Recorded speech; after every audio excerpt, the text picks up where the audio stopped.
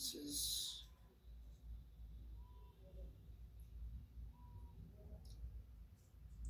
Good attempt जेठवाजी, बहुत बढ़िया attempt, तो अच्छा किया।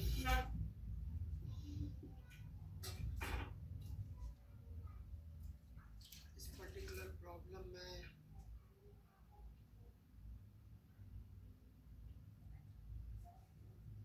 ठीक है, ठीक लग रहा।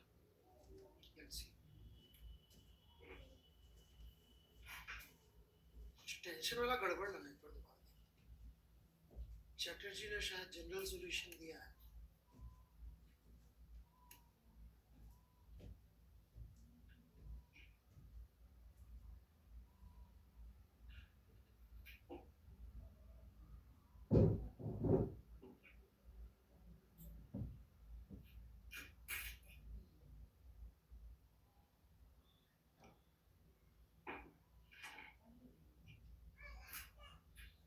चटर्जी का सॉल्यूशन ज्यादा जनरलिस्टिक है, not just limited to this problem. थोड़ा सा इसको रिग्रेस मैथमेटिकल लिख देते थे चटर्जी तो और अच्छा लगता है, बट एनीवे देखो, जैसे ये लिखा ना रिग्रेस मैथमेटिकली, यहाँ पे भी लिखा था, ठीक है।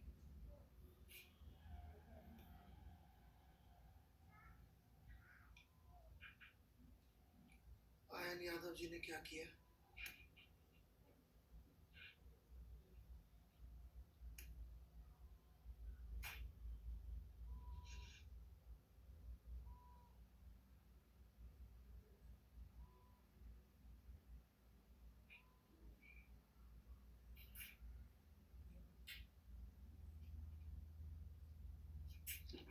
वर्क एनर्जी तो शुरू से देखी होनी जरूरी है। काली चुप, काली काली नाम है आपका?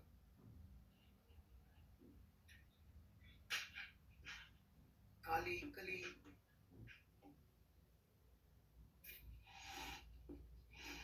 बॉय और गर्ल, ये भी बता दीजिए, नहीं तो मैं मिस चोपड़ा या मिस्टर चोपड़ा कुछ गलत से मत बोलिएगा। कली, काली, कली, कली, ओके, कली चुप, सो मिस कली चुप, राइट।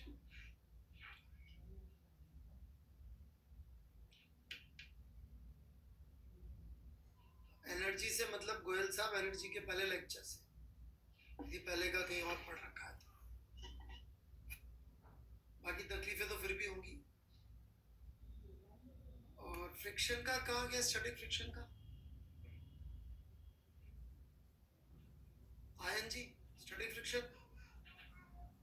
Next page, okay. मतलब मुझे टैब खोलना पड़ेगा, पर मैं नहीं खोल रहा अभी टैब। अच्छा खासा मिल गया मेरे को, राइट।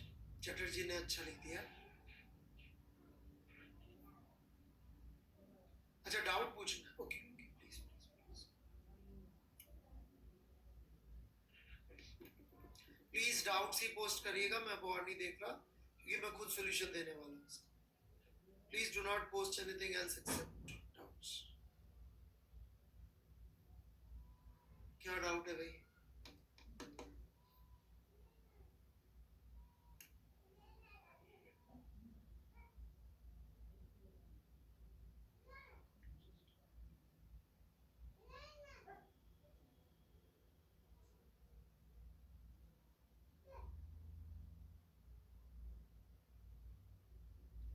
इटसेल्फ तो यार वो पॉइंट ही हो जाएगा ना आयन यादव, इसलिए हम पार्ट ऑफ सिस्टम ही लिखेंगे। मतलब हम ए का थर्ड लो पेयर ए पे एक्ट कर रहा है ये थोड़ी लिखेंगे। ए का थर्ड लो पेयर जिस पे एक्ट कर रहा है वो पार्ट ऑफ सिस्टम होना चाहिए, ये कहना चाहता हूँ।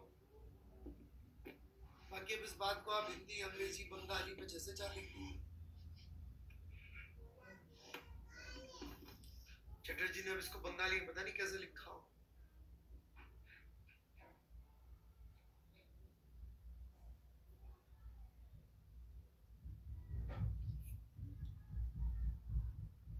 इंग्लिश में लिखा है। अगर ए बी पर एक्ट कर रहा है तो बी वापस ए पर ही। हाँ पर B is part of system, मुद्दा ये है। क्या नहीं समझ में आ रहा है? ए के ऊपर एक फोर्स लगाया सी ने, तो इसका थर्ड लो पेयर लग रहा होगा सी पे, but C is not part of system. The emphasis is not on the third law, the emphasis is जो पेयर जिस पे लग रहा है वो पार्ट ऑफ सिस्टम होना चाहिए। क्यों चीजों को उल्टा पुल्टा इंटरप्रेट कर रहे हो यार? आप जैसे समझदार आदमी ऐसी बातें करें अच्छा लगता है। ऐसी बातें करने वाले तो बहुत लोग हैं अपने पास।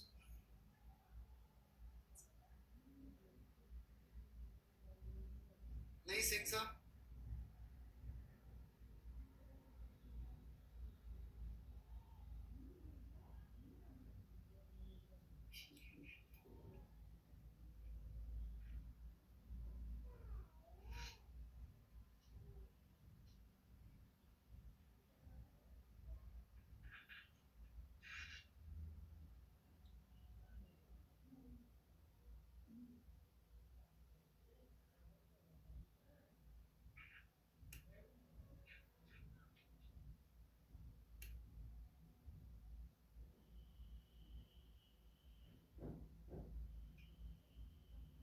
बेटा नोट्स में देख लीजिए ना, सुप्रीत राज जी काइनेटिक फ्रिक्शन के नोट्स में दे रखा है बेटा, एग्जैक्ट सेम क्वेश्चन।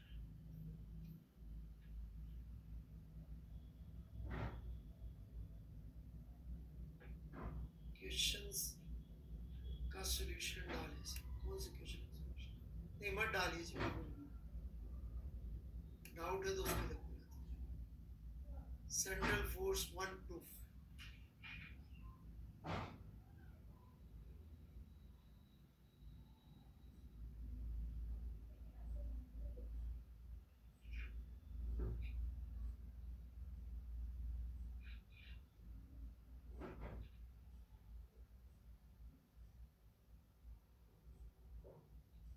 ओके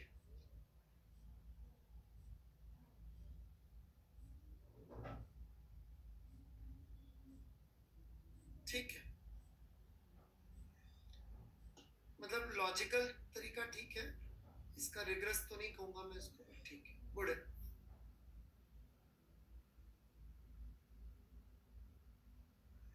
हाँ जी, डाउट क्लियर वाली में थोड़ा सा मैं लीवे ज्यादा देता हूँ पूछने का। यस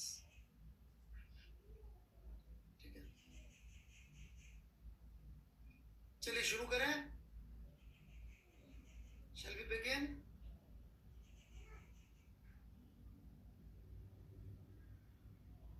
एक बच्चे ने पूछा स्टैटिक को 2.5 क्यों कहा है? 2.5 मेरे भाई इसलिए कहा है क्योंकि मैकेनिक्स 5 फोर्सेस की कहानी है। 5, ग्रेविटी, टेंशन, नॉर्मल, स्प्रिंग और फ्रिक्शन, और उसको एग्जैक्ट बीच में से तोड़ना पड़ता है, तो 2.5 ही हुआ ना।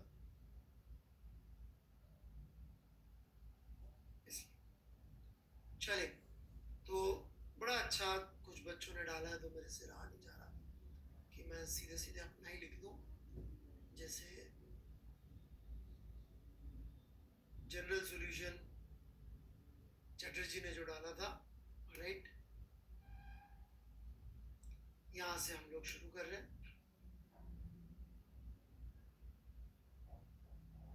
Alright, so here we go. सबसे पहले नॉर्मल की बात कर लेते हैं कि y normal contact force if it is internal, तो y n12 dot ds1 plus n21 dot ds2 0 ही आएगा।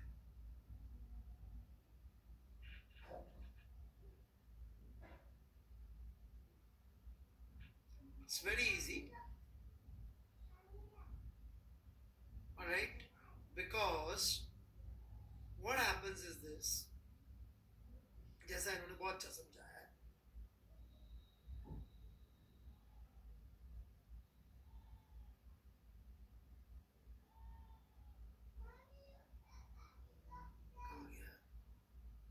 सो ds1 ds2 के बराबर होना जरूरी नहीं, लेकिन बॉडीज कॉन्टैक्ट में एक दूसरे के, तो कॉन्टैक्ट में रहने की शर्त ही है कि उनके डिस्प्लेसमेंट्स के कंपोनेंट इस दिशा में तो सेम आने पड़ेंगे। मतलब कि जब हम इसको लिखेंगे n12 ds1 cos theta 1 minus n12 ds2 cos theta 2, तो ये ds1 cos theta 1 must be equal to ds2 cos theta 2, तभी कॉन्टैक्ट मेंटेन रह सकता है। ये तो कॉन्टैक्ट ही मेंटेन नहीं रहेगा, एक ही डायरेक्शन में होना पड़ेगा, तो हेंस इसकी वैल्यू हमेशा 0 आ जाएगी। Any doubts in this?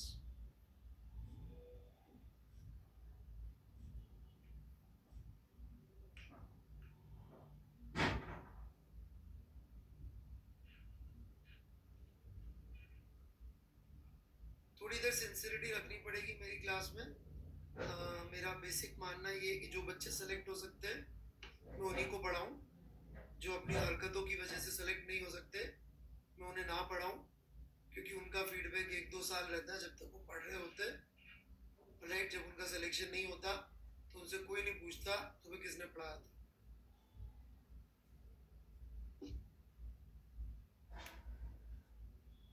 Right. जो भी बच्चे इस तरह की हरकतें करेंगे जो मुझे दिखता सेलेक्ट होने वाले नहीं है, ऐसी हरकतें करेंगे आप लोग, जो भी करेगा उसके प्रति मेरा थोड़ा सा व्यवहार ऐसा हो जाएगा कि भाई राम राम।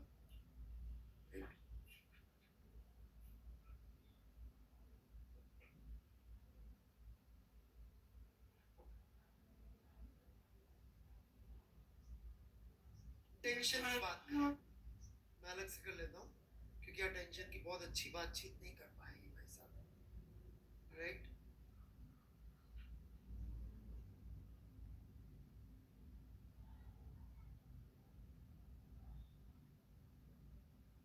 इसमें कोई डाउट है? मैं लास्ट चांस दे रहा हूँ भाई पूछने के लिए नॉर्मल का। क्लियर है सबको नॉर्मल वाली बात? कोई भी डाउट हो तो पूछ लीजिए, लास्ट चांस।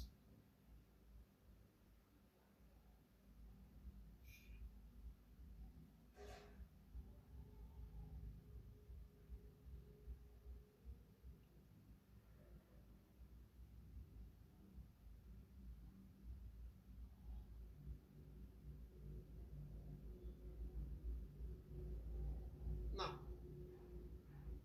ये m1 ये m2 ये ऐसे एक पुली के ऊपर से जा रहा है।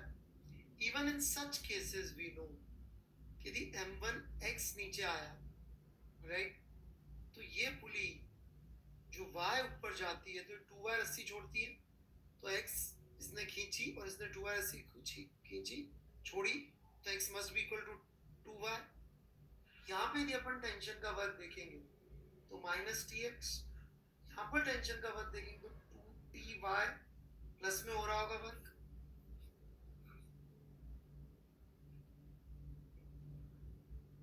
आप देख सकते हैं टेंशन का network work will be 0। In fact आप कोई भी कॉम्बिनेशन ले लीजिए, सिंपल से लेकर कितना भी कॉम्प्लिकेटेड, यू विल रियलाइज कि टेंशन का फोर्स लगेगा ही ऐसे कि यदि यहाँ पे मान लीजिए दोनों बराबर बराबर लग रहा है तो इस पे प्लस में करेगा वर्क, तो इस पे माइनस में करेगा वर्क, डायरेक्शन उल्टी होगी। और यदि बराबर नहीं लग रहा है तो वो चलेंगे ऐसे कि ये हो जाएगा। In fact there is a technique called virtual work, जहाँ पे कंस्ट्रेंट हम लोग इस जुगाड़ से बहुत फास्ट निकाल सकते हैं। जैसे कि जिसमें क्या करते हैं, कई बार खूब सारी पुलियां बना देते हैं बच्चों को उठाने के लिए।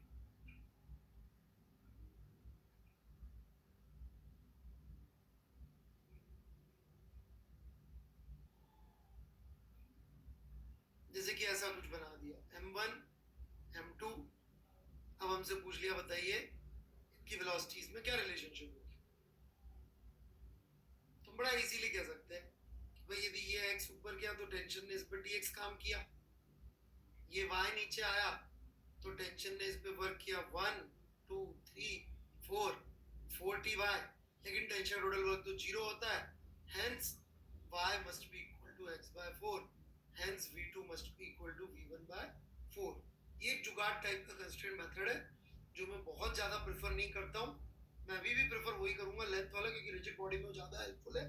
लेकिन फिर भी ठीक है, आप यूज़ करना चाहें, कोई ज़बरदस्ती आपको परेशान कर रहा हो गंदा गंदा सवाल देकर, तो आप टेंशन के इनवर्स रेशियो में कंस्ट्रेंट लिखकर आ सकते हैं. और फाइनली टेंशन कहीं से एनर्जी को दूसरी फॉर्म में कन्वर्ट भी नहीं कर रहा, right? That is also one way of thinking.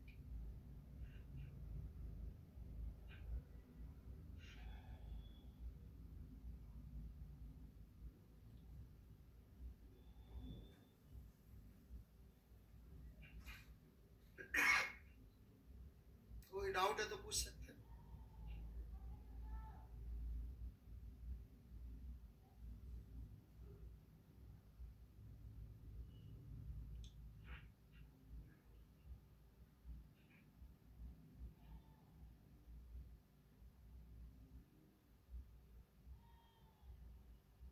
Proof मैंने बोला मिस्टर दक्ष, आपके शायद सुनाई नहीं दिया, कि टेंशन किसी भी तरीके से एनर्जी एक फॉर्म से दूसरी फॉर्म में कन्वर्ट नहीं करता. ओम शुक्ला जी, ऐसा फिर से समझने के लिए एक बड़ी अच्छी फैसिलिटी है अकेडमी की तरफ से, उसको स्क्रॉल बार बोलते हैं. स्क्रॉल में पीछे जाइए और दोबारा सुन लीजिए. डाउट पूछेंगे तो मैं बिल्कुल जवाब दूंगा, आपसे ज्यादा मेहनत नहीं करूंगा पढ़ाने. If you are not working hard to ask even doubt, why should I? Ayush Kumar Singh, please sir बताइए. निया, क्या बताऊं भाई साहब? आयुष कुमार सिंह, प्लीज बताइए ना, क्या बताऊं भाई, इतना इमोशनल? ये क्वेश्चंस, विच क्वेश्चंस?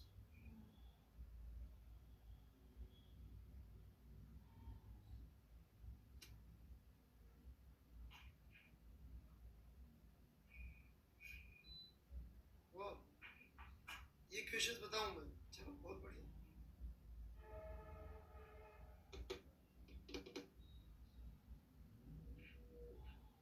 चलिए मैं आगे बढ़.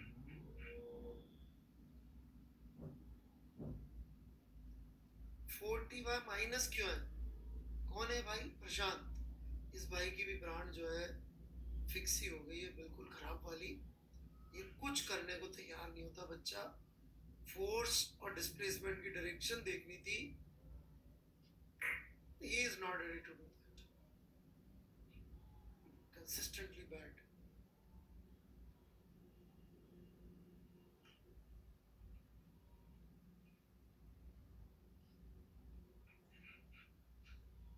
बेटा मुझे सॉरी बोलने से कोई फायदा नहीं है, but if we are preparing for JEE, इतना पेन चलाना बनता है. आपने पेन चला के ये पूछा होता ना तो मुझे कोई तकलीफ नहीं होती बताते Prashant ji, but I know कि आपने पेन नहीं चलाया. यहाँ से बैठे बैठे बता सकता हूँ मैं कि आपने पेन चला के कोशिश ही नहीं करी लिखने की. बेटा बिना लिखे तो जिसने पेन को अपना टीचर नहीं बनाया ना. आप बाहर जितने चाहे गुरु ढूंढते रहिए, मुझे ढूंढ लीजिए, मेरे से अच्छे ढूंढ लीजिए, मेरे से बुरे ढूंढ लीजिए, उनमें से कोई नहीं जाएगा एग्जाम में आपके साथ. प्रॉब्लम ये, जो गुरु जाएगा आपके साथ एग्जाम में उससे आप सीखना नहीं, सीखने की आप में प्रैक्टिस नहीं.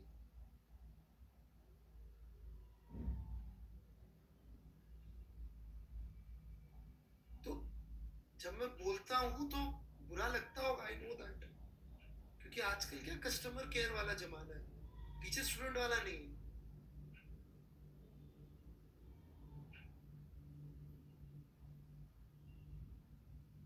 मैं थोड़ा सा ओल्ड फैशन. तो जब मैं बोलता हूँ तो बहुत पेन मारता होगा. ये आदमी मतलब सबके सामने बुरा बुरा बोल रहा है मेरे को.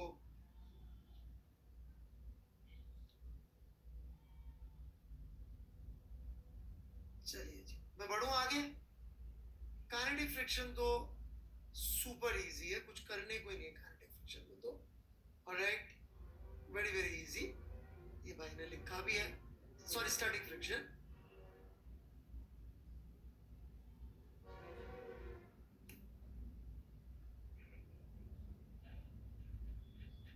Ayush Kumar Singh, you are spamming, so I am blocking you बेटा. सेम चीज को बार बार लिखना is called spamming. Okay, so I've blocked you. Now,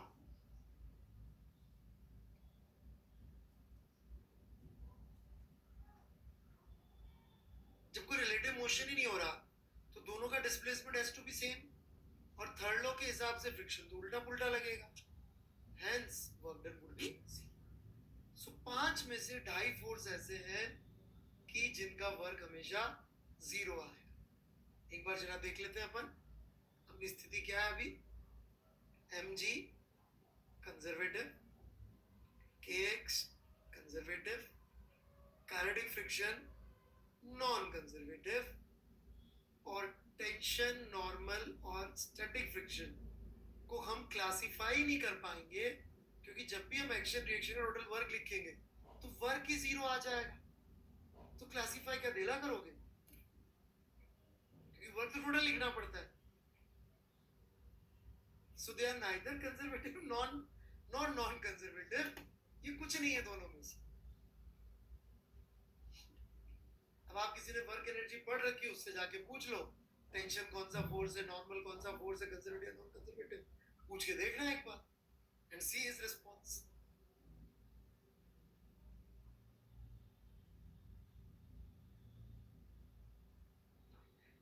मैंने नहीं बोला can not transform, it does not convert from one form to another form.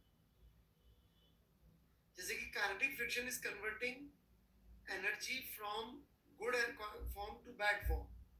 mg converts from work to potential, जो मैं पढ़ाऊंगा। spring converts work to potential, but tension normal and static friction ये कोई एक form से दूसरी form में energy convert नहीं कर रहे हैं। That's what I'm saying. ये समझ में आया? more maturity. बढ़ू मैं आगे। Shall we go back to the question now? कोई और डाउट है बच्चों अभी तक? मैंने बहुत सारा फैलाया था, आई होप सारा समेट दिया होगा। बहुत सारी चीजें फैलाई थी। ये सवाल को वर्क एनर्जी से कर क्यों रहे याद हो तो गोल्डन रूल, सिस्टम, कुछ कंजर्वेटिव थे कुछ नॉन कंजर्वेटिव थे, कुछ डिफाइंड ही नहीं है। तो ये सारी चीज जितनी फैलाई थी आई होप दिमाग में सही तरीके से जम चुकी होगी। ओके, कॉन्सेप्चुअली बिल्कुल स्ट्रॉन्ग फील कर रहे होगे ना। एग्जाम में कॉन्फिडेंस से ज्यादा किसी चीज की वैल्यू नहीं होती।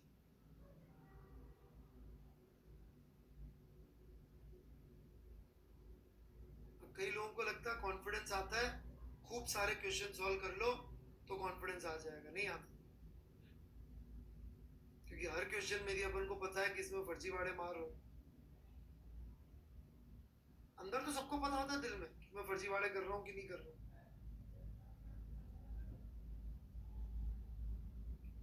यही था सवाल, एच नीचे जाने पे क्या होगा, right? Okay,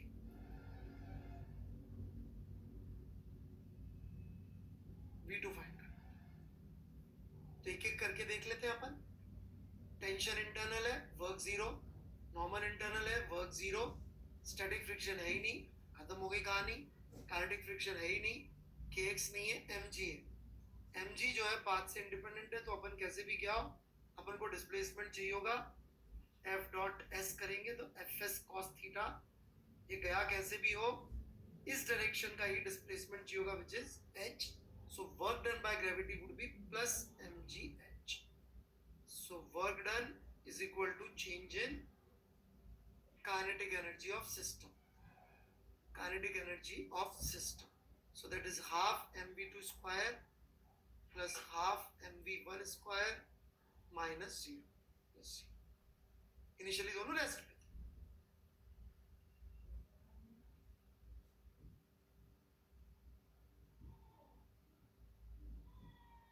this is what I am writing. कोई डाउट हो तो पूछे, नहीं तो आगे।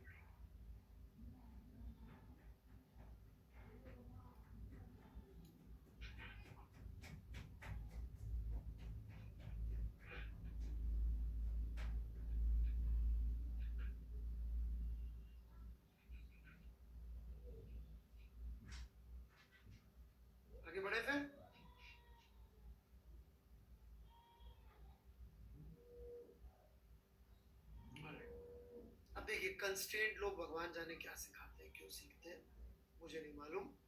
ऑलराइट, हाँ ये इनिशियल काइनेटिक एनर्जी है, फाइनल माइनस इनिशियल, के फाइनल माइनस के इनिशियल, तो इनिशियली दोनों रेस्ट पे थे, दैट्स व्हाई 0 + 0। कासट जी का डाउट है सर एमजीएच कैसे हुआ, मैंने अभी भी समझाया, ग्रेविटी नीचे लग रही है, डिस्प्लेसमेंट का कंपोनेंट डाउनवर्ड्स है एच, तो F S cos theta, F is M G, S cos theta is H.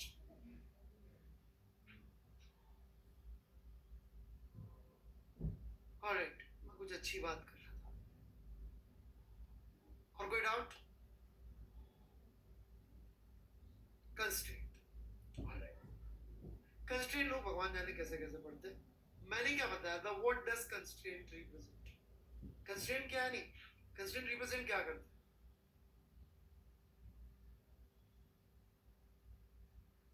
नहीं, मैंने कंस्ट्रेंट का मीनिंग नहीं पूछा, बिल्कुल नहीं।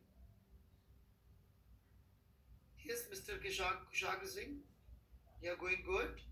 Mathematical representation of physical arrangement, right, ये फिजिकल अरेंजमेंट का मैथमेटिकल रिप्रेजेंटेशन होता है कंस्ट्रेंट। अब मैं भले ही न्यूटन्स लॉ लगा रहा हूं, चाहे एनर्जी लगा रहा हूं, चाहे मोमेंटम लगा रहा हूं, चाहे एंगुलर मोमेंटम लगा रहा हूं, चाहे रिजिड बॉडी लगा रहा हूं, कोई ऐसी फिजिक्स लगा रहा हूं, मैकेनिक्स लगा रहा हूं जो भी नहीं भी पढ़ी, तो भी फिजिकल अरेंजमेंट तो वही है ना। तो उसकी इक्वेशन और उसका thought process is not dependent on मैं एनर्जी पढ़ रहा हूं कि मोमेंटम पढ़ रहा हूं कि न्यूटन्स लॉ पढ़ रहा हूं।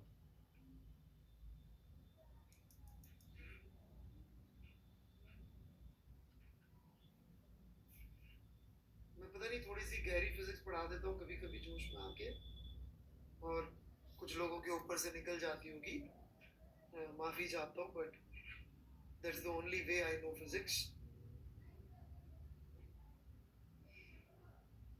आई डोंट नो प्रॉब्लम वाली फिजिक्स, आई नो कॉन्सेप्ट वाली फिजिक्स जिससे सब प्रॉब्लम सॉल्व हो जाए,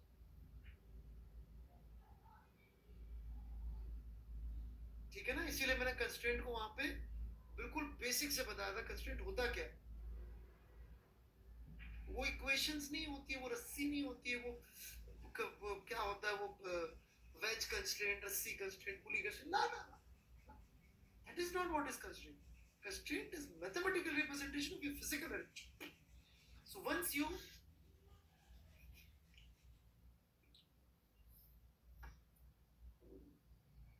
तो यहां पे भी हम कर सकते हैं, ये मैंने सिखाया हुआ है, एक बार फिर से कर देता हूं, लेकिन here we go, ये चल रहा है V2 से, राइट, यदि मैं इस पे जाके बैठ जाऊं, ये सारा कराया हुआ है मैंने,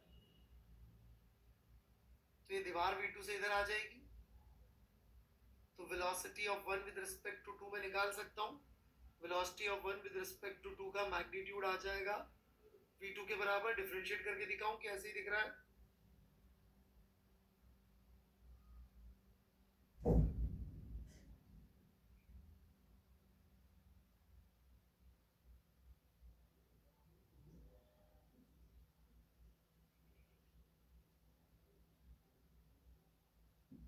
थोड़ा आलसी जरूर हूं मैं इस मामले में, सेम प्रॉब्लम बार बार सोल्व कराता रहता हूं, और आपको भी सेम प्रॉब्लम बार बार करने को कहता रहूंगा जब तक आपके समझ में ना आ जाए,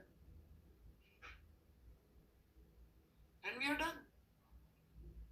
हमें V1 चाहिए था in terms of V2, so V1 would be equal to V2 square plus V2 square plus 2V2 square cos pi minus theta, put कर दीजिए वहां पे, only unknown is V2।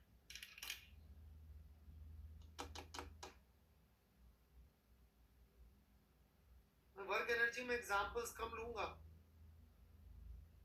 लेकिन उसमें मैं सब कुछ ले लूंगा।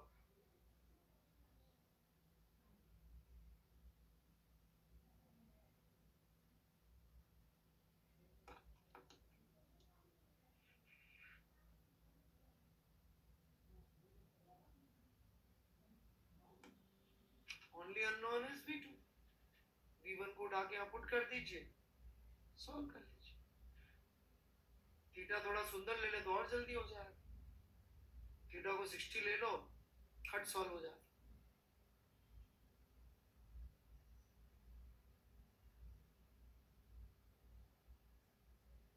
लिख लें आराम से, थिंक अबाउट इट।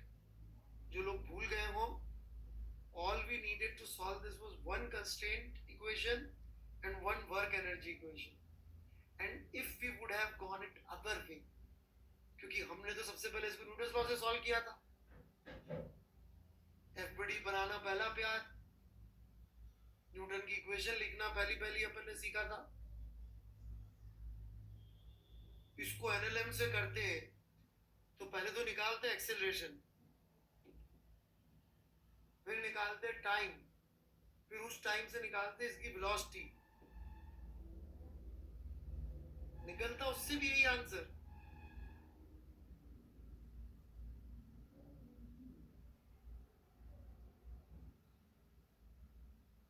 कैसे पता पड़ेगा जेई के एग्जाम में? वहां तो नहीं लिखा होगा वर्क एनर्जी,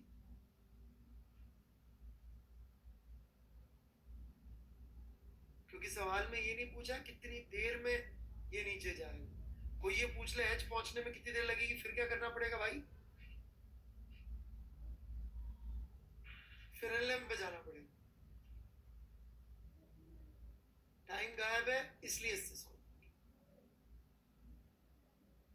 मतलब I want you to feel so confident in mechanics ना, कि यू शुड फील कि आई ओन द सब्जेक्ट। एक होता है नीचे से ऊपर देखना, ये चल रहा है, अच्छा वो चल रहा है। एक होता है ऊपर से नीचे देखना, हाँ हाँ I know, god view, I know कौन सी चीज कहाँ फिट बैठती।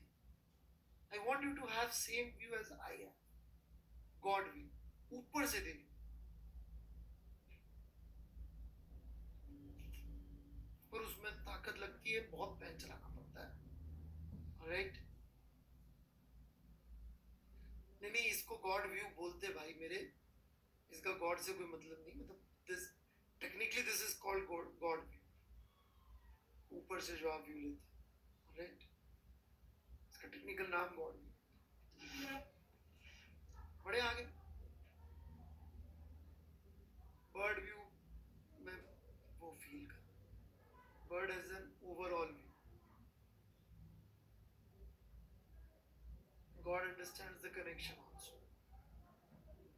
Bird is bird brain.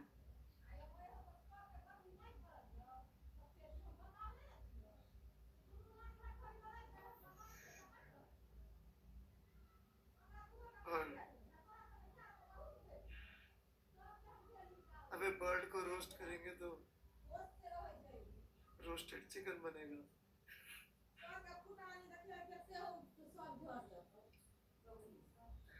Chicken tikka बन जाएगा। चलिए पढ़ाई करें, नो डाउट्स।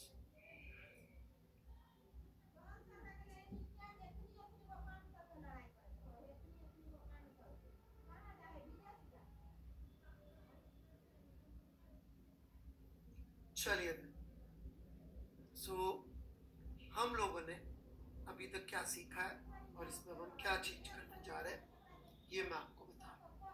अभी तक हमने ये सीखा है एक सिस्टम के लिए एक्सटर्नल और इंटरनल फोर्सेस दोनों का वर्क लिखते हैं, और वो change in kinetic energy of system के बराबर आता है, right?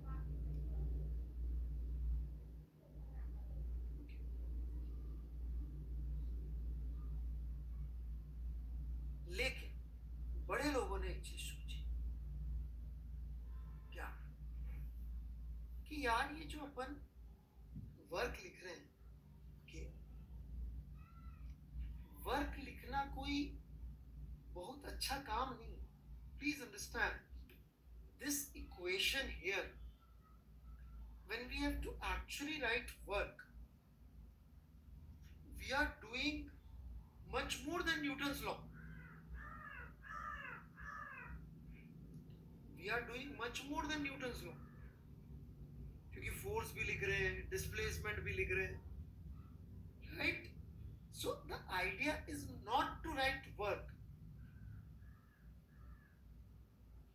Please understand, the idea is not to write work. In fact, जब मैं खत्म करूंगा, आप जब थोड़े मैच्योर हो जाएंगे, तो मैं आपको एक ही चीज बोला करूंगा कि यदि किसी भी सवाल में वर्क पूछा हो तो मत निकाले। क्या बोलूंगा मैं? किसी सवाल में यदि वर्क पूछा है तो नहीं निकाले। आप बोलेंगे सर फिर मार्क्स कैसे आएंगे?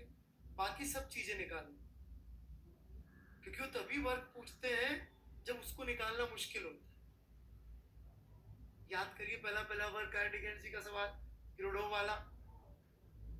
उसने किसका वर्क पूछा था सारे फोर्सेस में से? वो टेंजेंशियल फोर्स का, जिसका वर्क निकालना मुश्किल था। Right? So that's what I am saying.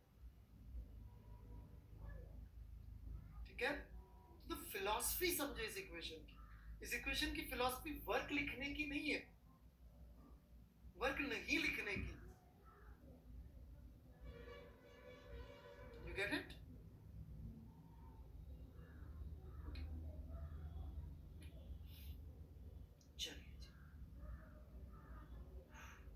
तो एक टर्म डिफाइन करी बड़े लोगों ने, जिसको उन्होंने बोला potential energy.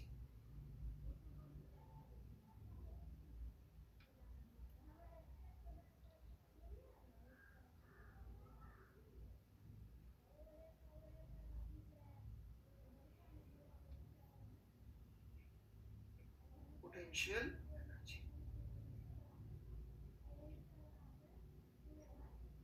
Right? And the idea is this कि जो इंटरनल कंजर्वेटिव फोर्सेस होंगे उनका वर्क निकालना अवॉइड हो सकता है। क्यों अवॉइड हो सकता है, जरा सोचिए। उनका वर्क सिर्फ पोजीशन पर डिपेंडेंट आएगा, पाथ पर डिपेंडेंट नहीं आएगा।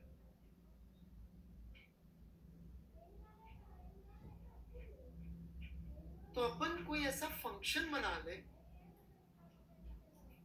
कि जहां पे उनका वर्क अपन सीधे पोजीशन बेसिस पर डिफाइन कर ले, तो हमें बार बार वर्क कैलकुलेट नहीं करना। तो कम से कम वो तो अवॉइड हो जाएगा। लिख लो।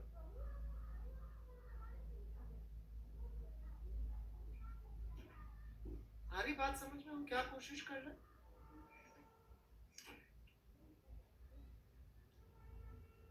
तो बड़े लोगों का थॉट प्रोसेस बस इतना सा था कि जब कोई non conservative force negative work करता है, non conservative force negative work करता है, तो वो एनर्जी गुड क्वालिटी से एक बैड क्वालिटी में चली जाती है। सही बात, जहां से वापस नहीं आ सकती। तो उन्होंने क्या बोला कि जब एक internal conservative force negative work करता है, internal conservative force negative work करता है, जैसे कि ये पेन को उठा के मैंने ऊपर ले गया, तो यहाँ पे ग्रेविटी जो कि एक कंजर्वेटिव फोर्स है, अर्थ को सिस्टम का पार्ट लिया, तो mg लग रहा नीचे, डिस्प्लेसमेंट हुआ ऊपर, वर्क किया माइनस mg। या फिर यूं समझो, एक कंजूस बंदा है, राइट? उसके पास आपने देखे आज 10,000 रुपये कैश, कल आपने देखा कि उसके पास 2,000 रुपये है, तो आपका कंक्लूजन क्या है? 8,000 रुपये जो उसकी जेब में कम हो गए, वो कहाँ गए? पार्टी कर ली होगी उसने उसकी। कंजूस मक्खी चूस आदमी।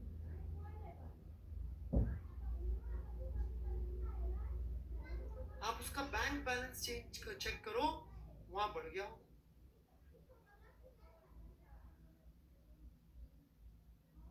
कुछ लोग चोरी बोरी लिख रहे हैं, कुछ लोग क्या है अपनी जो जिंदगी जैसी होती है वो वैसी बातें लिखते हैं, राइट?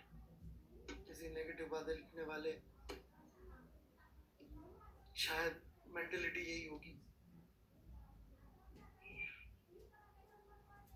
तो सर समझ में नहीं आया मिस्टर अधिकारी, क्या समझ में नहीं आया? You have to write your doubt. समझ में नहीं आया, please understand is an emotional state. I cannot help your emotional state. If you ask me a doubt, I'll definitely help you.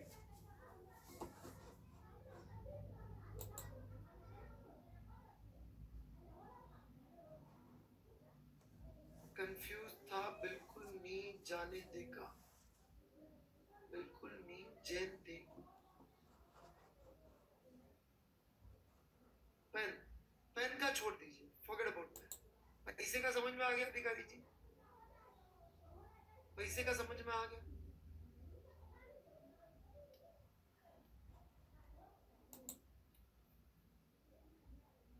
हाँ ठीक है, तो अभी फिलहाल उससे काम चलाइए, उससे। तो ये कंजूस आदमी के पास पैसे कम, उसने नेगेटिव वर्क किया, तो इसका मतलब कुछ बढ़ा। क्या बढ़ा? बैंक बैलेंस बढ़ा। यदि इंटरनल कंजर्वेटिव नेगेटिव होगा तो बैंक बैलेंस बढ़ेगा, राइट? यही इंटरनल कंजर्वेटिव, यही नॉन कंजर्वेटिव का नेगेटिव वर्क होगा, तो कुछ बढ़ेगा नहीं। वो ऐसी जगह जाके बैठेगी, एनर्जी किसी और फॉर्म में, थर्मल वर्मल एनर्जी चली जाएगी। यहाँ वो ऐसी फॉर्म में जाके बैठेगी कि हम उसको कह सकते हैं कि भैया इसकी पोटेंशियल एनर्जी बढ़ गई। यस एग्जैक्टली, जहां से हम विड्रॉ कर सके, राइट? जैसे कि फॉर एग्जाम्पल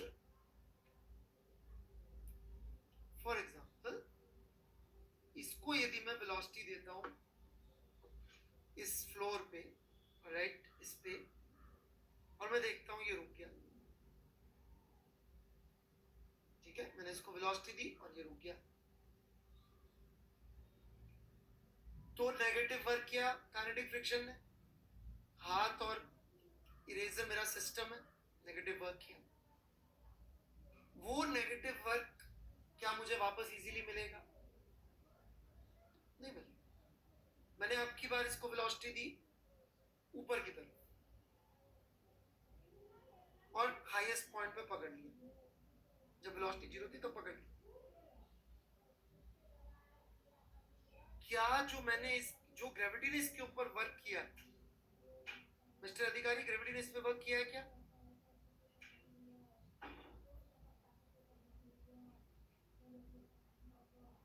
आप हैं मिस्टर अधिकारी? मतलब क्या होता है? What is Say yes or no. You're talking to your teacher.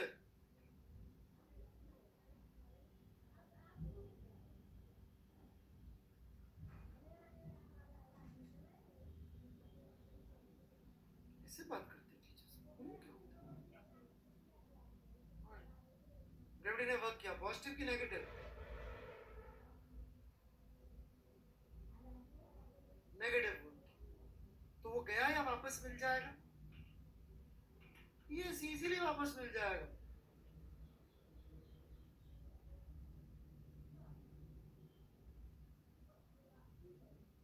तो बड़े लोगों ने क्या बोला कि जब कंजर्वेटिव फोर्स नेगेटिव वर्क करते हैं तो हम ये कह देंगे कि उनकी पोटेंशियल एनर्जी बढ़ गई।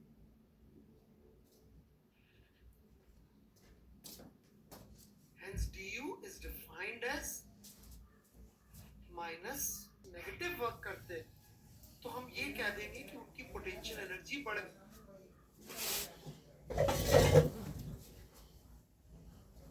Hence du is defined as minus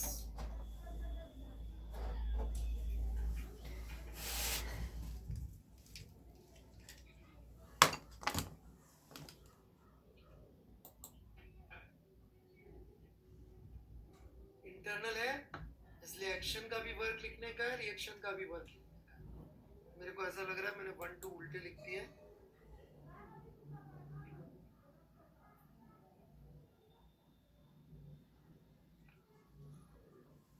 action का भी वर्क, रिएक्शन का भी work,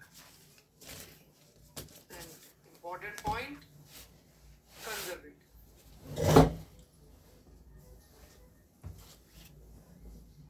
This is how we define increment in potential.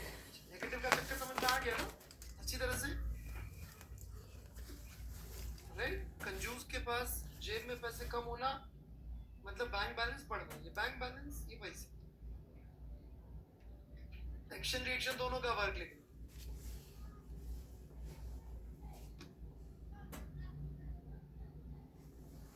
मैं बढ़ूं आगे.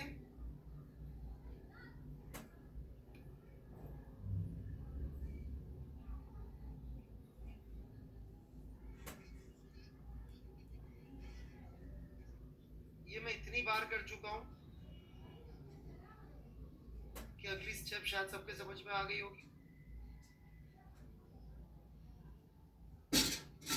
किताबों में जिस तरह से पोटेंशियल एनर्जी दी होती है डेफिनेशन, वो सीधे बेटा ये लिख देते हैं. This is a big problem. They do not emphasize कि it is work done by action plus work done by reaction. That's why only internal का ही बात चल रहा है. एक्सटर्नल भले ही कंजर्वेटिव हो, बट उसका मतलब नहीं है कंजर्वेटिव होने का, क्योंकि हमको दोनों का वर्क देखना है, एक्शन का और रिएक्शन. तो रिएक्शन का वर्क तो सिस्टम के पार्ट्स पे हो ही नहीं रहा होगा, लगे यार रिएक्शन तो सिस्टम के पार्ट्स पे, तो वो फिर हमारी इस स्टोरी में नहीं. इनफैक्ट हमें कंजर्वेटिव चेक करने के लिए भी उसका एक्शन रिएक्शन दोनों देखना पड़ता है. सिर्फ एक को देख के कुछ मालूम पड़ता ही नहीं. किताबों में अक्सर ऐसा दिया होता है, राइट? जैसे कोई भी आप देसी किताब यदि गलती से खरीद ले या कुछ भी पढ़ ले, तो वो ऐसे देता है potential. That's not the best way, right? This is how potential energy should be understood. तो ये displacement of 2 with respect to 1 है ना? This displacement of 2 with respect to 1. This is force on 2 due to 1.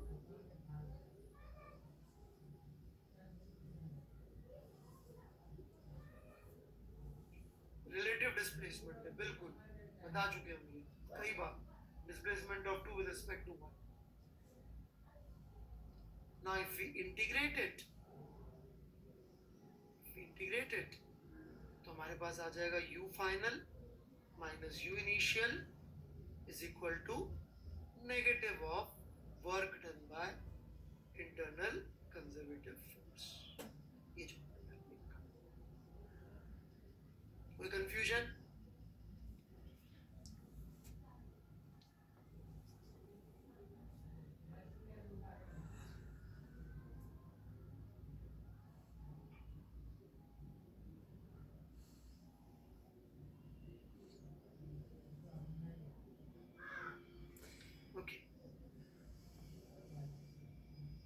यदि हम सारों का लिख लें सिस्टम के लिए बन जाएगी. So this equation can be written as work done by external plus work done by internal non conservative plus work done by internal conservative is equal to change in kinetic energy of system. Then this can be written further as work done by external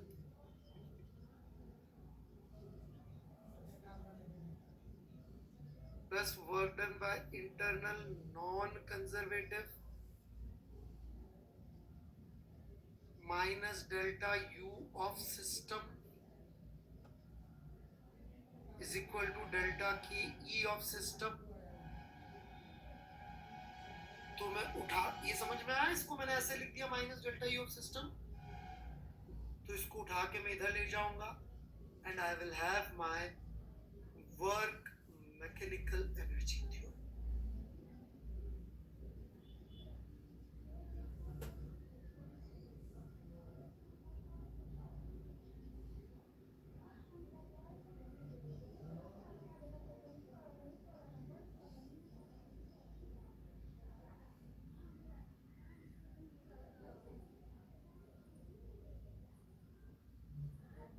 That's it. आराम से लिख ले. थोड़ी देर में mechanical energy के बारे में और पोटेंशियल के बारे में बातचीत करूंगा. and then we'll start using it on few problems. पहले पोटेंशियल का काम करेंगे, फिर इसको प्रॉब्लम्स भी यूज करेंगे। और प्रॉब्लम्स करने का फायदा तभी जब ये पढ़ लेती हो, इसके पहले करने का कोई मतलब नहीं।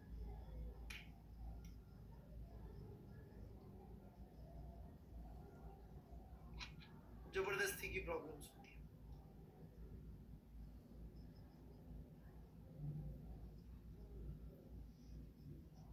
कोई डाउट?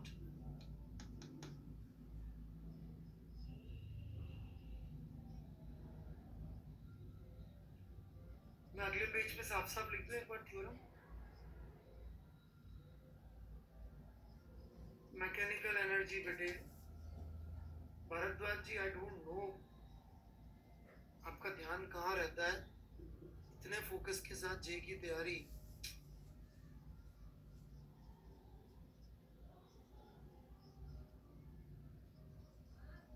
बेटे मेरे को कोई फर्क नहीं पड़ेगा, आप बुरा मत मानो, ये बात सुन के बुरा लगेगा, बट आप 12वीं में फेल हो जाओ ना, मेरे क्या फर्क पड़ेगा, सोच के देखो।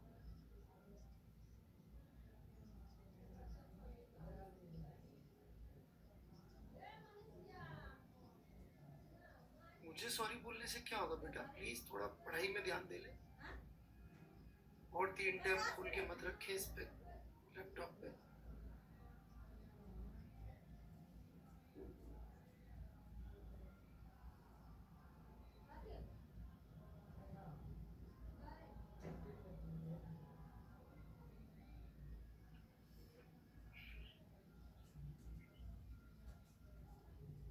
So this is what we have.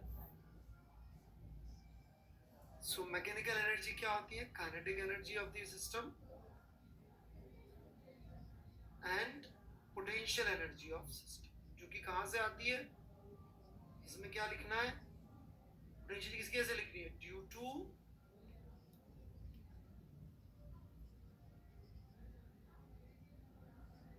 all internal conservative forces। एक भी नहीं छूटना चाहिए, तो फिर वो मैकेनिकल एनर्जी कहलाएगी सिस्टम की। एक बार मैं फिर से याद दिला दूं बच्चों, न्यूटन्स लॉ की इक्वेशन और वर्क मैकेनिकल एनर्जी थ्योरम की इक्वेशन में 2 फंडामेंटल अंतर आ चुके हैं। एक अंतर, न्यूटन्स लॉ लिखा जाता है एक मोमेंट ऑफ टाइम पर, राइट, और वर्क एनर्जी थ्योरम लिखी जाती है, come on, what is the difference?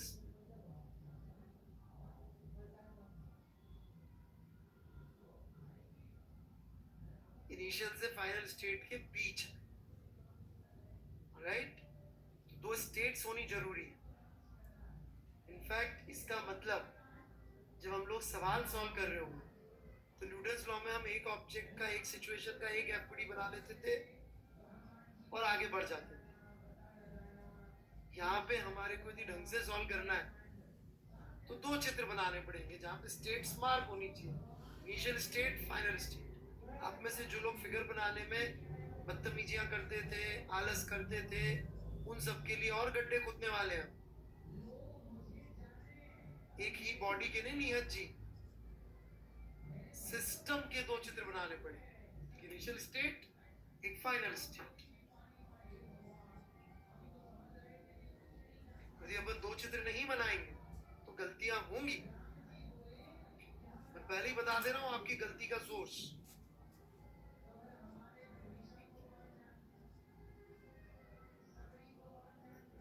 ये गलती आप लोग करने वाले हैं, आलस करेंगे फिगर बनाने में।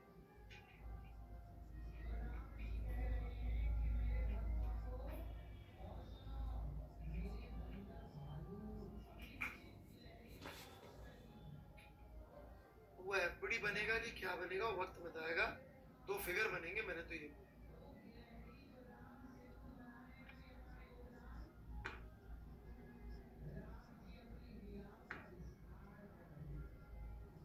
देखिए दुबे जी करेंगे तो सही, ये तो निश्चित है। बस ये है कि जेई में ना करें,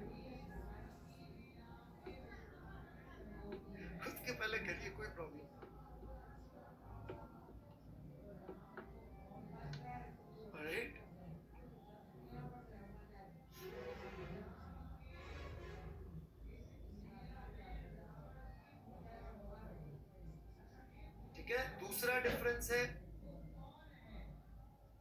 न्यूटन लॉ हम कितने ऑब्जेक्ट पे लगाते थे?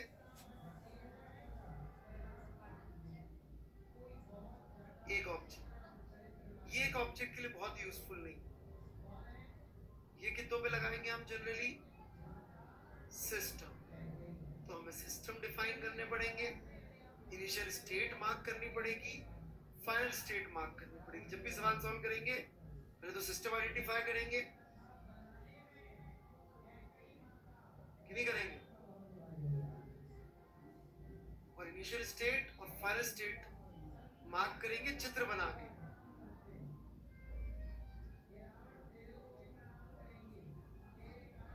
Got it? लिख लीजिएगा, ये जब भी वर्क एनर्जी थ्योरम लगानी होगी ये करना होगा।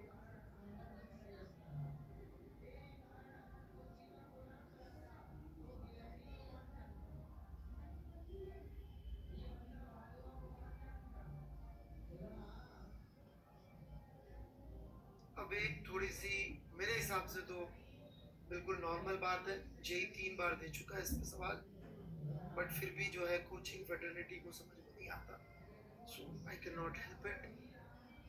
तो थोड़ा ध्यान से सुन लीजिएगा।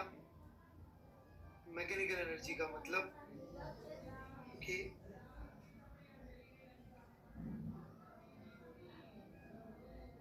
मैंने बिल्कुल सही लिखा है यहाँ पे कि भाई due to all internal conservative system सब दिया, but pay very good attention. IIT वाले कंसिस्टेंटली कम से कम पिछले 12-15 सालों से ये कर रहे हैं। क्या कर रहे हैं? अर्थ को वो लोग सिस्टम नहीं देकर भी, सिस्टम का पार्ट नहीं देकर भी, अर्थ की वजह से जो पोटेंशियल एनर्जी आती है वो मैकेनिकल एनर्जी का पार्ट ही मानते हैं। इनफैक्ट कई बार तो मैं यहां तक भी लिख देता हूं कि plus potential energy due to gravity.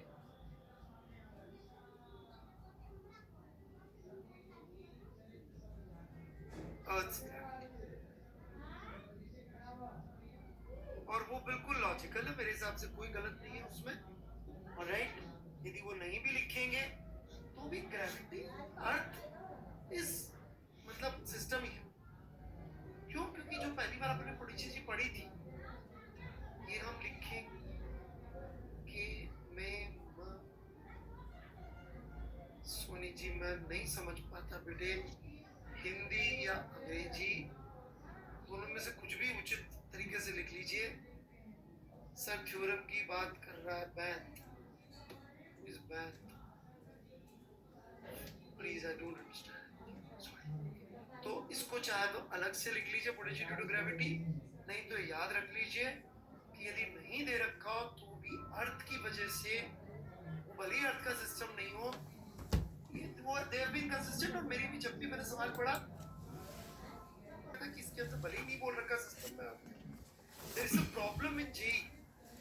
IIT में आगे दो प्रॉब्लम है कम से कम, जो उन्होंने सिस्टम डिफाइन किया है और उस डेफिनेशन में अर्थ नहीं है और उन्हें अर्थ की पोटेंशियल एनर्जी को माना। और when I was discussing that question with my ex-colleagues, बोले थे यार अर्थ को तो लिख नहीं रखा तो ये तो नहीं आया। मैंने कहा सर ये हो ही नहीं सकता, mgh तो पहली बेसिक पोटेंशियल एनर्जी होती है।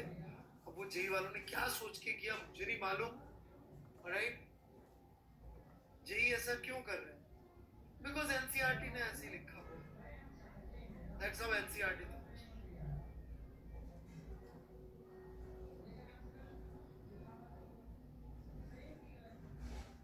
No, it is not wrong. No, it's not defying physics. Earth is a natural part of the system. It is naturally part of the system. नहीं ऋतिक राव, ये लिखना नहीं है, इस पे डांस सीक्वेंस कंपोज करना, ठीक है? कोरियोग्राफी।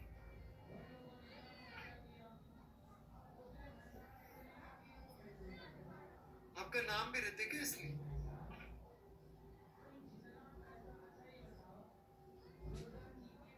लिखना है यार।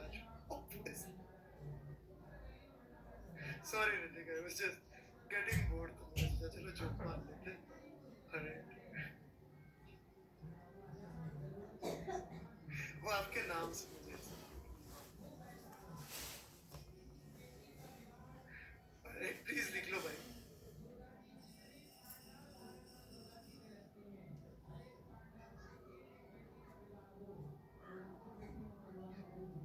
ठीक है, earth is naturally part of system.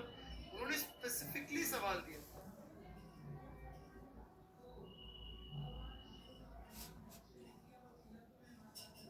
कि भाई इसमें ये सिस्टम में डिस्क्राइब कर रखा है, अर्थ कहीं नहीं लिखी हुई। हाँ मतलब मैं तो मैकेनिकल एनर्जी में potential due to gravity of earth लिख देता हूँ। मैं तो ये लिख रहा हूँ ना, पूरी पोटेंशियल ये लिख दी। कासेट से जवाब दे दिया मैंने आपको।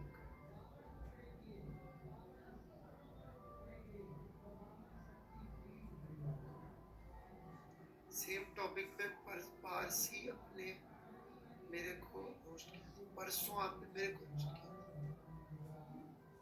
मैं क्यों रोस्ट करूंगा यार किसी को भी? तुम लोग भी तो मेरे पीछे मेरी मजाक उड़ाते हो, मैं थोड़ा सामने उड़ा देता हूँ, क्या है इसमें? नहीं सर, क्या होता है? हक स्टूडेंट का टीचर की मजाक उड़ाना। We are not using your rights, it's your problem.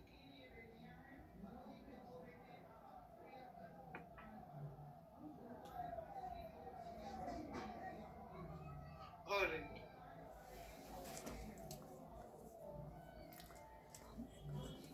I am not provoking you. अरे चलिए जी, मैं बढ़ूँ आगे।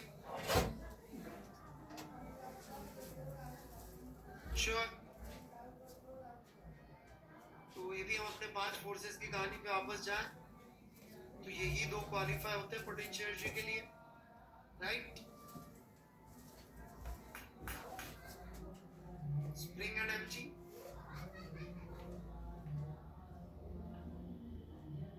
पांच फोर्सेस की कहानी थी, ढाई का तो 0 हो गया, 2.5 तो ना कंजर्वेटिव में गए ना नॉन कंजर्वेटिव में गए। अबे ऑब्वियस सिस्टम का पार्ट लेके करेंगे, पर एक तो ग्रेविटी के कॉन्सेप्ट तूने क्या समझा इतनी देर में भी? ये 0.5 नॉन कंजर्वेटिव इंटरनल हुआ तो भी मतलब का नहीं है, तो ये 2 बचे। मेरे 5 फोर्सेस का हिसाब चलते रहना चाहिए, ठीक है? चलिए जी। So potential energy due to gravity, very easy, कुछ करने को है।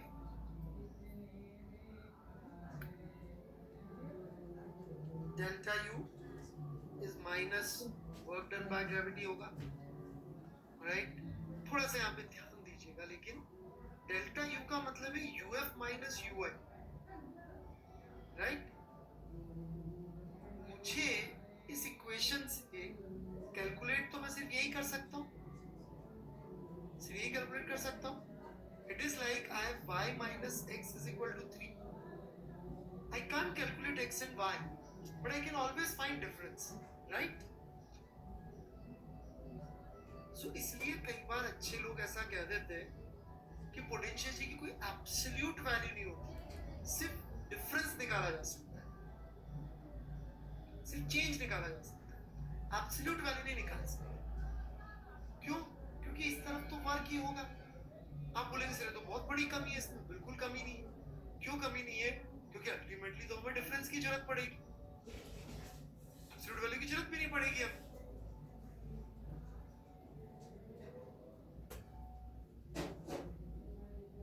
क्योंकि लिखनी दो स्टेट के बीच में,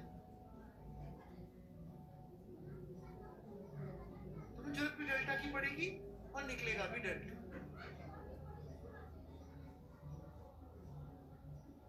बिल्कुल क्लियर है ना बात? बोला ना बेटा, मुझे बोला ना।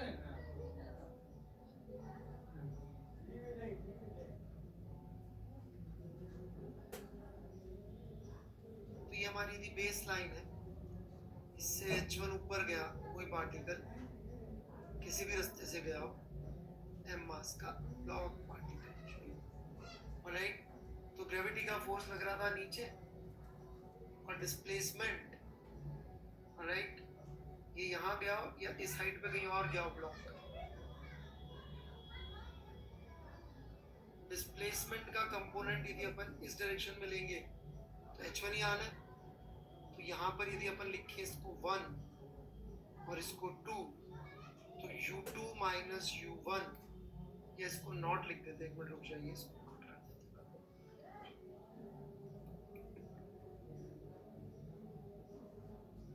नॉट ले लें, इसको 1 ले लें पोजीशन को। तो u1 minus u0 would be equal to negative of work done by gravity, और ग्रेविटी का वर्क नेगेटिव है क्योंकि डिस्प्लेसमेंट का कंपोनेंट ऊपर की तरफ आ रहा है और फोर्स नीचे की तरफ आ रहा है। तो हम कह सकते हैं ऊपर जाने पे पोटेंशियल एनर्जी बढ़ गई, कितनी हो गई, mgh1 हो गई, बढ़ गई। बिल्कुल सही बात है। हमने किसी को काइनेटिक एनर्जी दी थी ऊपर की तरफ, यहाँ जाके जहाँ पे रुका था वहां पे रोक लिया अपन ने, तो उसकी पोटेंशियल बड़ी तो हुई है। तभी तो जब ये वापस नीचे आता है तो काइनेटिक एनर्जी गेन कर लेते हैं, राइट। लेट्स से इसको हम यहाँ से h2 नीचे गया, किसी भी रास्ते से गया, इस लेवल पे गया नीचे, तो यहाँ की पोटेंशियल यदि हमें लिखनी होगी तो u2 minus u0 is equal to minus of, लेकिन इस बार डिस्प्लेसमेंट का कंपोनेंट अलोंग वर्टिकल, तो यहाँ पर आप कह सकते हैं पोटेंशियल जी कम, कितनी कम हुई है, mgh2 कम, वर्क पॉजिटिव है।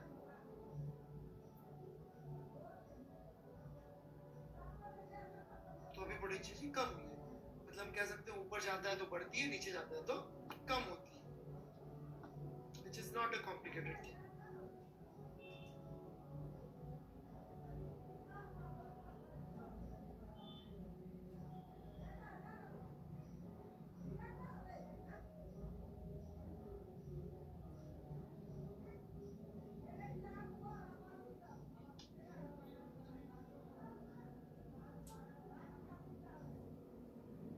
मैं आगे बढ़ूंगा, कोई डाउट नहीं हो तो देख लीजिए।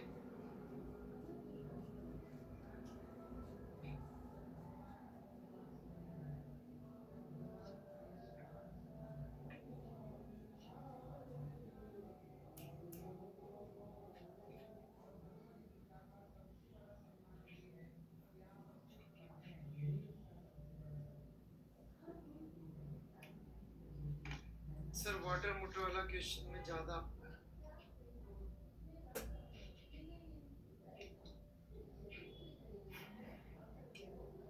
Mister Anish Kumar Singh, you want me to declare it right now कि मैं आपके कभी किसी चीज पे कोई रिस्पॉन्स ना दूं? If you want I can do that. How is it relevant water motor वाला क्वेश्चन? कौन सा क्वेश्चन, कब कर लिया, कब करा दिया?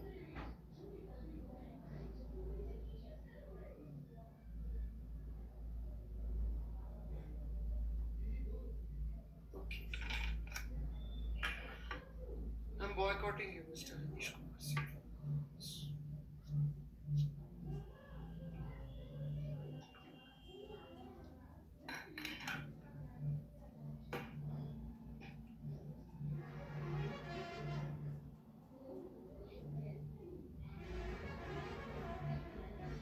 Mr. Jaswal, you are second in line for the same treatment.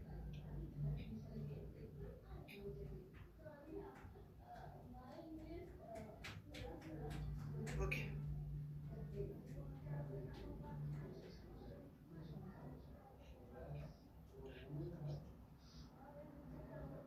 बढ़ दे।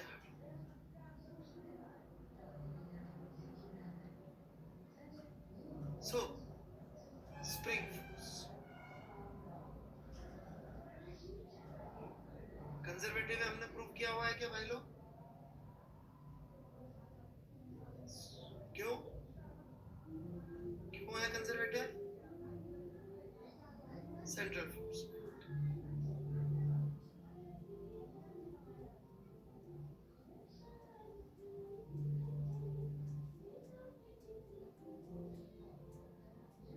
मैं आज बोल रहा हूं,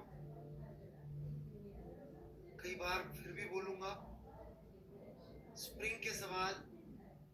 आप लोगों से फ्यूचर में गलत इसलिए होंगे क्योंकि आप दो स्टेट्स ही बनाएंगे, इनिशियल और फाइनल। ये वाली लाइन नहीं बनाएंगे which represents natural length.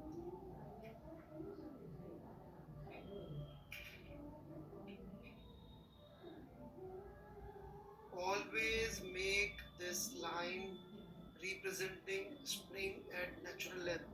L not दिया नहीं होता, शायद ही कोई सवाल में L नॉट दिया होता। We don't need that.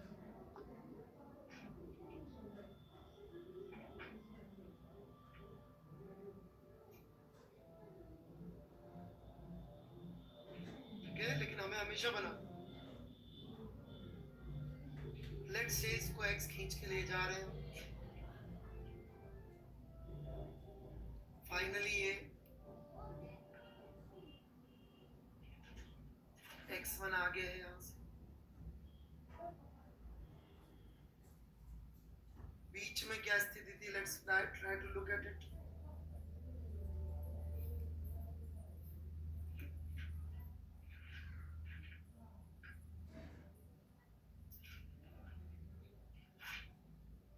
अभी ये नेचुरल लेंथ से x आगे हुआ है, स्प्रिंग का फोर्स, ब्लॉक, ये सब हमारे सिस्टम का पार्ट है। यदि हम एक्शन रिएक्शन पेयर देखें तो इधर का जो फोर्स लग रहा होगा स्प्रिंग का, स्प्रिंग जिस पे फोर्स लगा रहा होगा इज जीरो।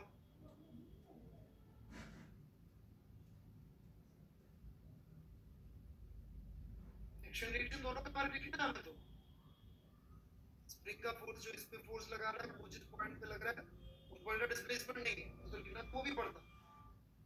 देख लीजिए आप डेफिनेशन में, यहाँ पे किसी ने पूछा नहीं सर अर्थ का क्या हुआ, भाई अर्थ नीचे के रेस्पेक्ट में, इसलिए अर्थ के ऊपर भी लगता रहा ये फोर्स, तो अर्थ का डिस्प्लेसमेंट है नहीं, तो बस सिर्फ ब्लॉक तक लिखा। इसलिए गलत डेफिनेशन देकर थोड़ी चीज लोग बच जाते हैं। क्यों? क्योंकि जनरली सिचुएशन ऐसी होती है कि दोनों में से कोई एक ही चल रहा हो। तो सही डेफिनेशन तो यही है, एक्शन के लिए पॉइंट का अलग और एक्शन के पॉइंट ऑफ एप्लीकेशन का।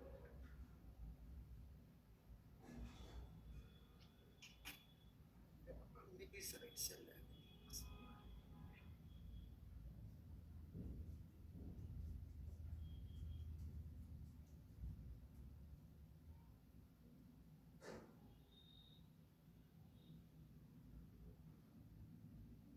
is it okay now?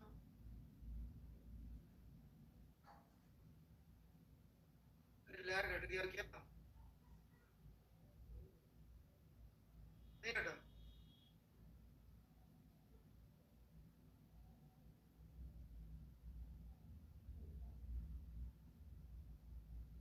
मेरी साइड से रोड लेके हट गई साइड से।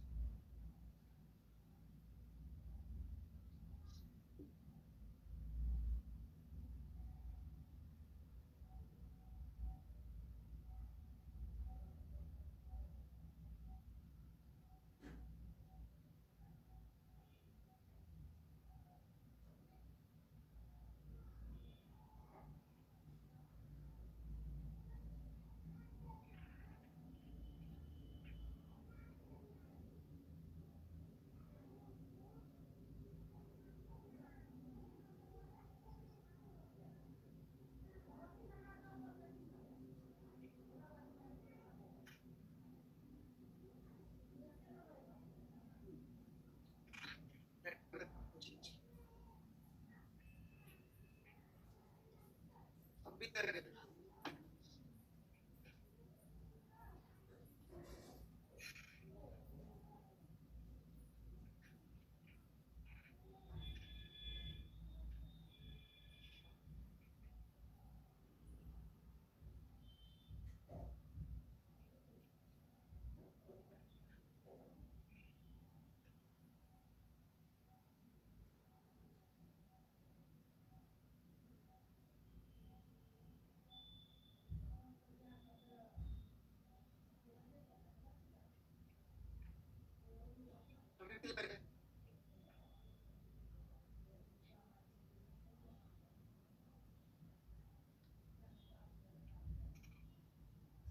Okay, give it 2-3 minutes.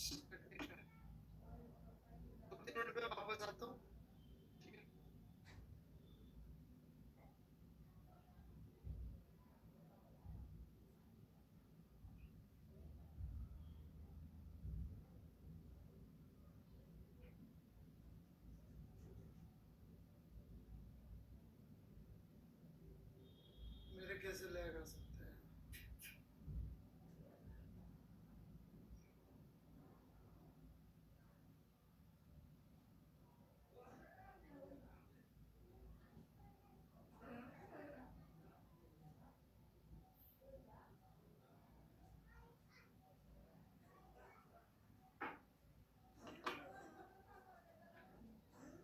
37 Mbps download दे रहा है, 23 Mbps अपलोड दे रहा है, 18 मिली सेकेंड का।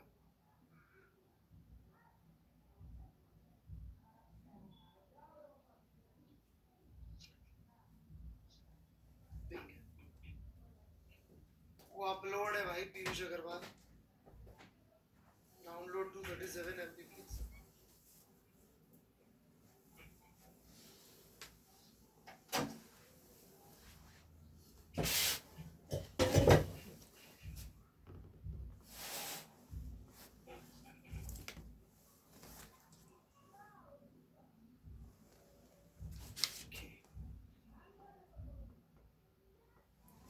चलिए स्प्रिंग दोबारा से चलते हैं।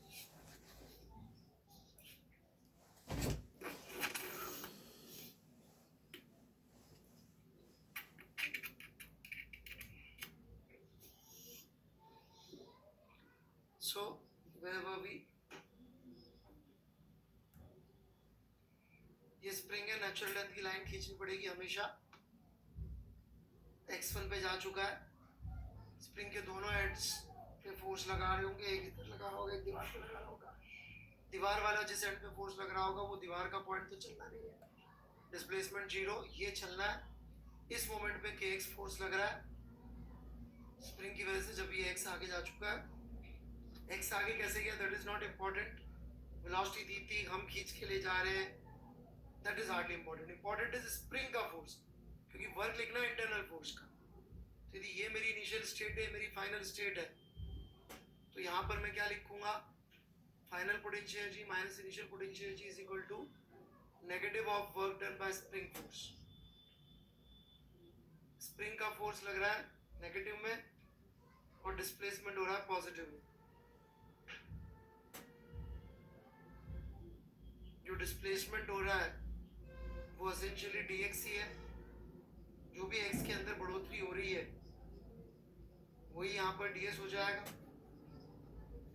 और फोर्स और डिस्प्लेसमेंट 180 डिग्री पर है। कोई डाउट? यहाँ तक लिख लें।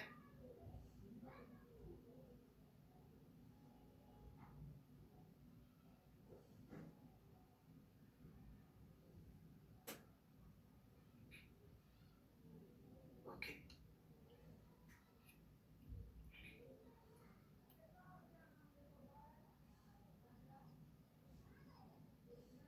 इनिशियली वैल्यू x की 0 है, फाइनली x1 है, सो ये minus half kx1 square and final potential energy minus initial potential energy comes out to be half kx1 square.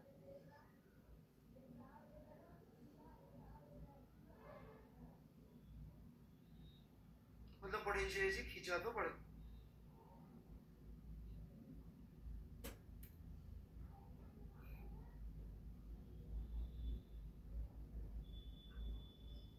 Let's say इसको कंप्रेस किया, फाइनल स्टेट ये है,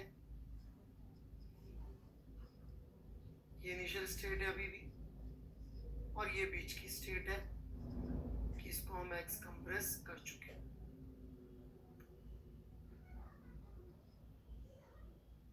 kx फोर्स इस पे इस तरफ लग रहा है, यहाँ पे भी आप देख सकते हैं कि जो डिस्प्लेसमेंट होगा उसकी वजह से x बढ़ रहा होगा। यदि मैं यहाँ पे इक्वेशन लिखूं u final minus u initial, इसको f डैश लिख देता हूं, माइनस 0 से, क्योंकि यहीं से शुरू कर रहा हूं मैं फिर से, x2। फोर्स और डिस्प्लेसमेंट की डायरेक्शन आप देख सकते हैं उल्टी पुल्टी है, फोर्स इधर डिस्प्लेसमेंट इधर। सॉल्व किया तो यहाँ पे भी रियलाइज कि पोटेंशियल एनर्जी कंप्रेशन में भी बढ़ी।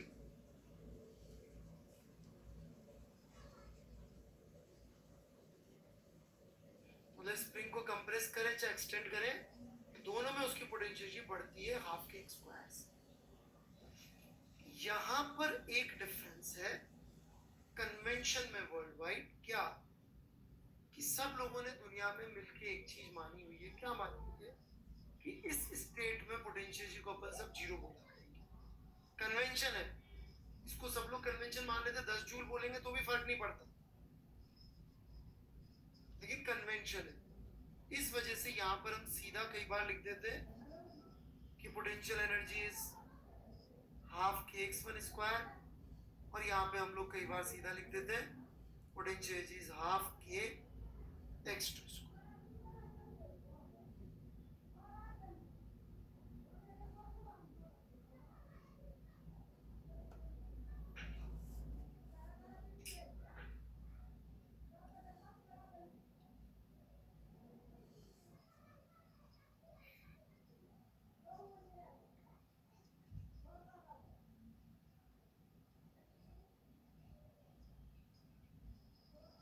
दे सकता है कोई इसकी वैल्यू जीरो की बजाय 200 जूल भी दे सकता है, पर कुछ नहीं दे रखी हो तो क्या माननी है नियत जी?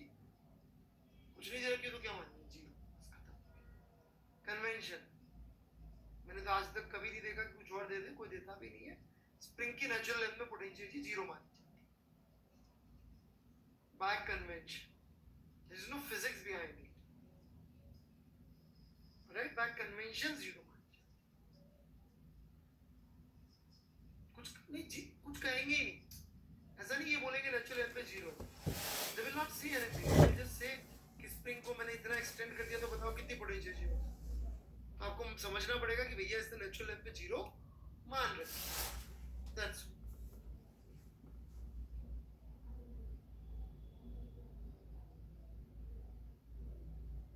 कोई कंफ्यूजन यहां तक?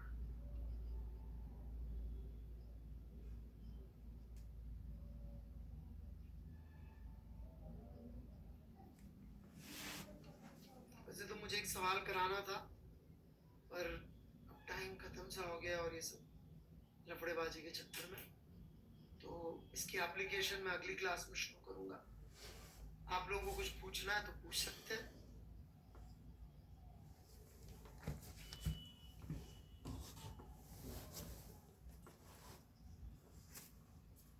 If Earth's potential always remains fixed, so what is this? No, the significance is something else. Let me explain. Chatterjee का आंसर देना चाहूंगा मैं। Okay.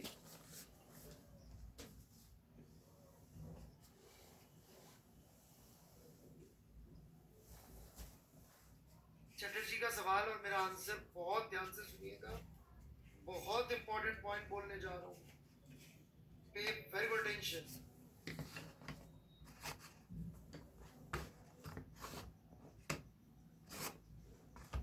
जो भी लोग इस समय चैटिंग पे लिख रहे हैं कुछ भी, वो जेई में गलतियां करके आने वाली,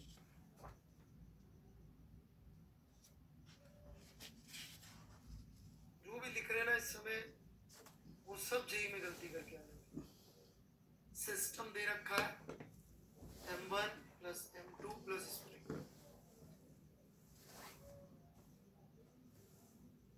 स्प्रिंग कांस्टेंट के दे रखा है, दोनों के बीच की दूरी L0 माइनस x, ठीक है? हालांकि जरूरत नहीं है H2 के साथ में देने की, बट ठीक है दे रखा है। कंप्रेस्ड स्प्रिंग, इसकी यदि मुझसे कोई मैकेनिकल एनर्जी पूछ ले, राइट, ये हमारा रेफरेंस लाइन है ग्रेविटी की, पोटेंशियल जी यहाँ पे किसी ने बोल दिया जीरो, तो चटर्जी आई होप आपने पूछा है, आप ध्यान दे रहे होंगे, बाकी बच्चे दे चला दे, ये नहीं होगी सिर्फ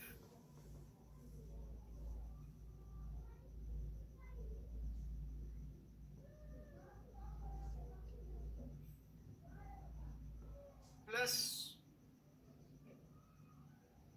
ये भी होगी, भले ही सिस्टम में ये लिखा हुआ था, that's what I am saying.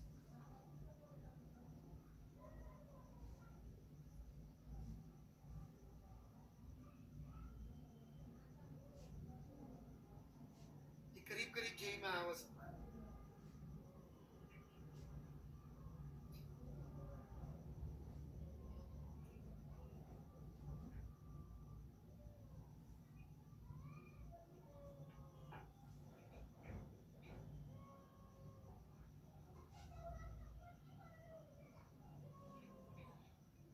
Chatterjee,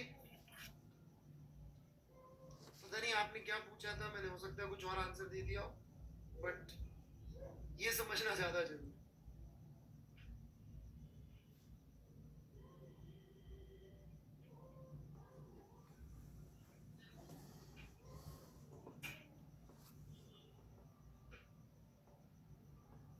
ठीक है, सो बच्चों टाइम्स अप। करण बंसल जी जरूर डाउट पूछ सकते हैं, अब अगली क्लास के शुरू में पूछ लीजिएगा, मैं जरूर जवाब दूंगा। हर्षवर्धन अल्फा, शीट के सारे क्वेश्चन सही सॉल्व नहीं होते तो क्या मैं शीट को, अरे भाई साहब 2-3 बार नहीं, आपको पूरे जेई तक 8-10 बार करनी है, टिल जेई 7-8 बार करनी है, नॉट टू वरी। एक एक सवाल 20-20 साल में ढूंढने पे जो बेस्ट मिले वो क्वेश्चन है मेरे भाई।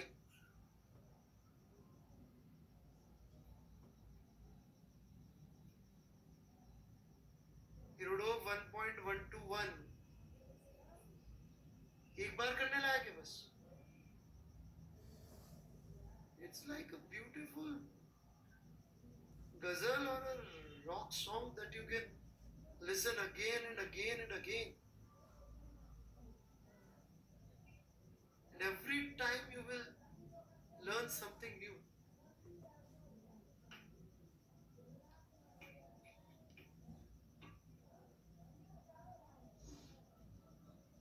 इससे मेरा डाउट होगा नहीं है मीणा जी, आपका डाउट टैब में नहीं है। राम राम, समय पूरा हो गया, आज्ञा दीजिए भाई और बहनों, फिर मुलाकात होगी